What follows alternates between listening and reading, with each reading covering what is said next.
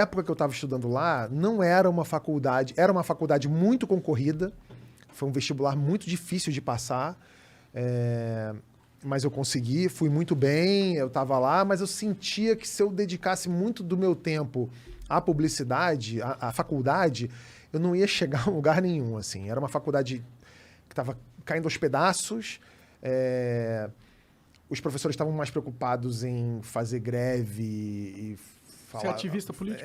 Mais ou menos. Não foi legal aquele período e eu pensei assim, bom, eu preciso começar a trabalhar. Eu preciso aprender alguma coisa. E aí, logo no segundo período da UFRJ, eu busquei um estágio. E meu primeiro estágio foi na Rádio Globo. Bom primeiro estágio. Foi ótimo o primeiro estágio, mas eu consegui, assim, numa manobra louca, né? Para os jovens que... Qual é a câmera? Aquela ali? Para os jovens que estão nos... Essa aqui? Para os jovens que estão nos assistindo, existia um negócio antigamente chamado orelhão. Putz. Né? Era um telefone público que você usava com ficha e depois passou a ser cartão. Você usava o orelhão. E eu, para conseguir esse estágio, eu passei trotes para a Rádio Globo. Para ver se eu conseguia falar com alguém. Pica. E aí, passando trotes, usando várias fichas de telefone na UFRJ da Praia Vermelha, eu consegui falar com José Carlos Araújo, o narrador esportivo, que era diretor... José Carlos Araújo. Exatamente. Ele era diretor de esportes da Rádio Globo. Ah. E aí eu fingi que eu era diretor de alguma empresa, não lembro qual foi o caô que eu mandei lá para a mulher da Rádio Globo. E quando ele atendeu o telefone, eu falei assim, Zé Carlos, então, meu nome é Antônio Tabet, eu não sou o diretor do sei lá o quê, eu consegui falar com você aqui agora e eu tô te ligando para te pedir um estágio. E acho que ele se amarrou naquela iniciativa louca de eu ter conseguido... O contato dele de uma forma totalmente... O contato dele de uma completamente independente, só com as suas ideias, isso é da hora mesmo. Então. Pessoas lutam pra ter uma oportunidade dessa, você criou com um orelhão. Uhum. Aí ele falou, vem aqui. Aí eu fui na Rádio Globo, e aí isso era 96, e ele falou assim, olha, eu vou te dar o estágio, mas você não vai ganhar nada. É estágio de graça. Eu falei, beleza. E fiquei lá trabalhando na Rádio Globo. E eu fiquei um tempo lá, foi muito bom, foi um aprendizado muito bom, eu comecei a ganhar logo em seguida. O que você fazia lá no estágio? Então, era parte de esporte da rádio, então fazia as coisas que estagiários fazem, né? Desde servir o cafezinho até preparar o roteiro do programa e tal.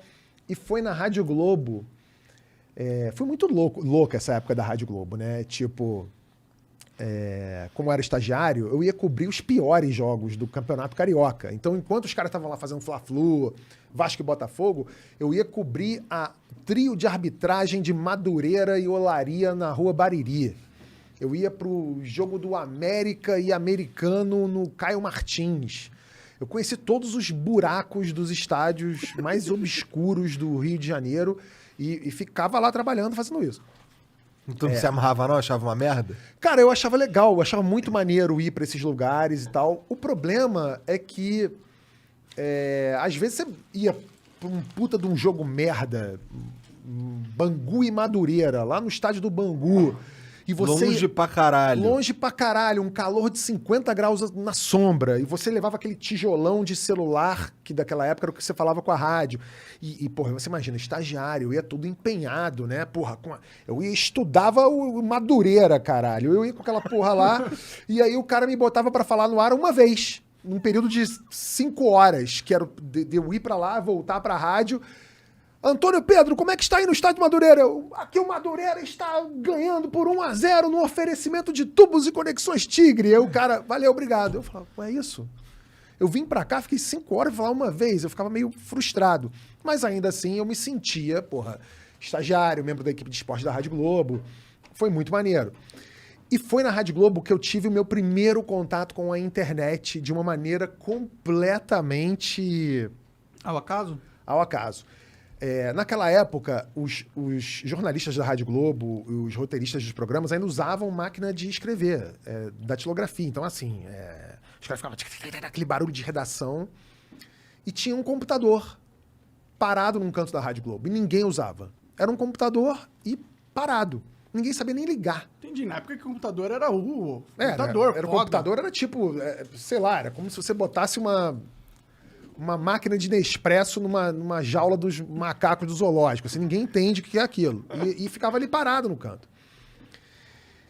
E aí eu conheci um maluco da informática da Rádio Globo que falou pra mim, pô, isso aqui é um computador, isso aqui vai ajudar vocês pra caramba. Eu falei, tá, mas como é que usa isso aqui? Ele, pô, isso aqui você liga aqui e tal. E era um computador ainda naquela época tipo Matrix, né? Que era aquela tela preta que as DOS. letrinhas verdes que apareciam, DOS. Ele falou assim, pô, aqui você consegue ver em tempo real os resultados dos jogos no mundo inteiro. Caralho. Eu falei, pô, maneiro, né? Já vi aquela coisa. Porque antes de eu trabalhar na Rádio Globo, o Igor deve se ligar nisso, porque assim, quando a gente ouvia o jogo na Rádio Globo, o cara tava narrando Flamengo e Vasco. E ele falava assim, bom, vamos ao Centro Eletrônico de Informações com fulano de tal que vai dizer quanto é que tá o jogo do Remo e Paysandu lá no Pará.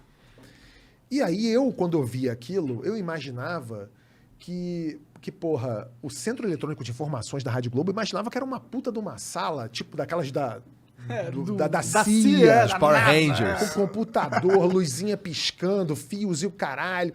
E o Centro Eletrônico de Informações era um senhorzinho pretinho, que usava um terninho empuído, chamado Pato Preto, era o apelido dele na rádio.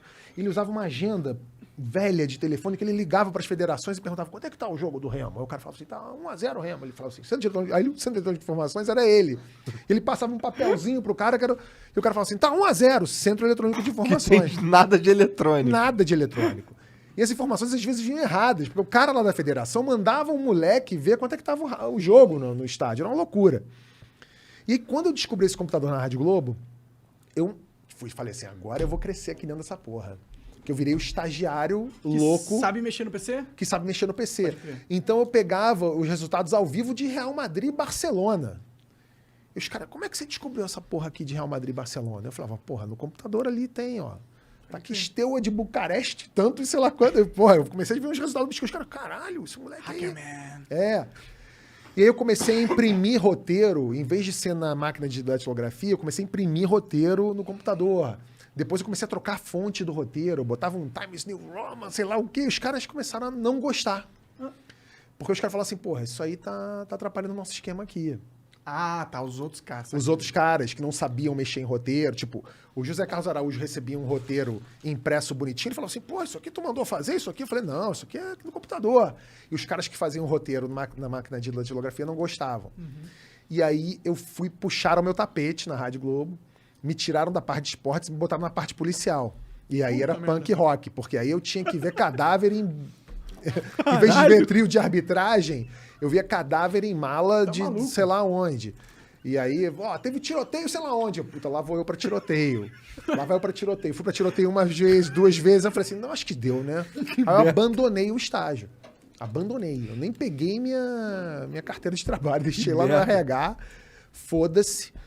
E aí comecei a fazer outras coisas. Mas sempre tive esse interesse pela internet, de ver como é que as coisas... Você viu como era poderoso ali, né? Aquele seu Eu ambiente. vi que aquilo era o futuro. O meu grande sonho era ser colunista de jornal. Eu queria ser uma espécie de Tuti Vasquez, ter um espaço de um Milor Fernandes. Isso é de opinião? Seria uma coluna de opinião? Sim, uma coluna de opinião, mas assim, com piadas rápidas, sabe? Entendi. Eu gostava daquela coisa do Tuti Vasquez, do Quem Luiz são Fernando esses caras? Eu Veríssimo. confesso que eu não conheço. O Tuti Vasquez é um jornalista, é um colunista que fazia umas colunas de humor antigamente no Jornal do Brasil. Milor Fernandes e Luiz Fernando Veríssimo são 2 das maiores cabeças. Esse segundo nome eu já ouvi falar bastante. Porra, você precisa ir atrás e ler Luiz Fernando Veríssimo. Demorou. É um dos maiores escritores da história. Pode crer. E eu queria muito fazer alguma coisa parecida com o que eles faziam nos jornais. O Luiz Fernando Veríssimo tem coluna até hoje. E o Milor foi um dos caras que fez o Pasquim, sabe? Enfim, a gente podia fazer um outro programa só para falar sobre Milor Fernandes e outro só para falar de Luiz Fernando Veríssimo. Mas eu queria muito fazer algo que chegasse aos pés do que esses caras faziam. E para você ter uma coluna de jornal naquela época, você tinha que ou ser muito famoso ou conhecer alguém, ter um pistolão que te entregasse. Porque imagina, não tinha internet. Então, para você falar para o grande público, ou você estava na Globo, ou você estava escrevendo para o Globo, para o Jornal do Brasil e etc. E aí, quando a internet surgiu, eu falei assim, porra, eu quero fazer em algum lugar aqui. Eu descobri a ferramenta do blog. E aí no blog eu fiz o Kibiloco, que era uma coisa que se baseava em fazer justamente isso. Que eram potocas, eram piadas, eram fotomontagens, etc. E aí o Kibiloco viralizou de uma forma absurda. Você queria fazer justamente o conteúdo que tava mais em alta naquela época, né? Porque eu lembro que, tipo, os memes meio que começaram a surgir lá, né? Essas coisas. O meme, na verdade, surgiu ali no início dos anos 2000, né? Mas surgiram sem esse nome. Eles ganharam esse nome de meme anos depois. Mas, porra, se eu te contar, se você lembrar de memes antes do meme ter esse nome de meme, o Kibiloco fazia isso.